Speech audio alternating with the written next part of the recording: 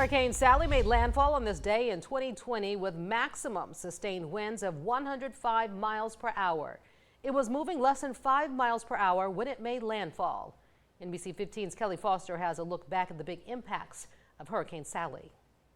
Hard to believe it's been 2 years since Hurricane Sally. The Category 2 storm battered the Gulf Coast, with many local residents wondering if it would ever make landfall. And when it did, it packed a strong punch.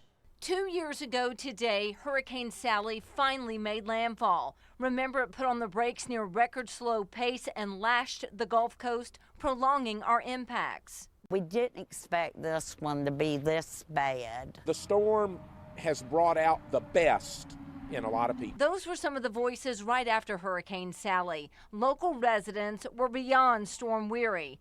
Oddly enough, Sally's strike happened on the anniversary of Hurricane Ivan, which also roared ashore near Gulf Shores on the same date in 2004. Hurricane Sally was a totally different storm than Hurricane Ivan, which was the other marker storm for us.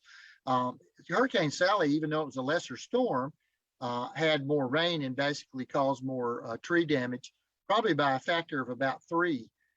It was at least 3 times the damage amount that we had in Hurricane Ivan. With Sally, water from both the Gulf and the sky proved devastating for parts of the Florida Panhandle and coastal Alabama.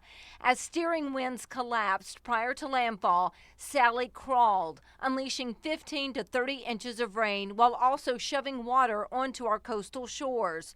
Storm surge inundation was the worst at 7 to 9 feet in southeast Baldwin County, Back Bays and Sounds, as well as the northern end of Escambia and Blackwater Bays. Elsewhere, 3 to 6 feet. Hurricane winds peaked at more than 100 miles per hour, with gusts up to 121 miles per hour near Fort Morgan. For many, the recovery process was sluggish too.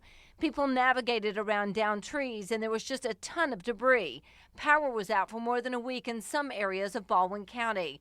Homes were flooded too. For days, weeks, and even months after Sally, many homes were covered with tarps due to damaged roofs.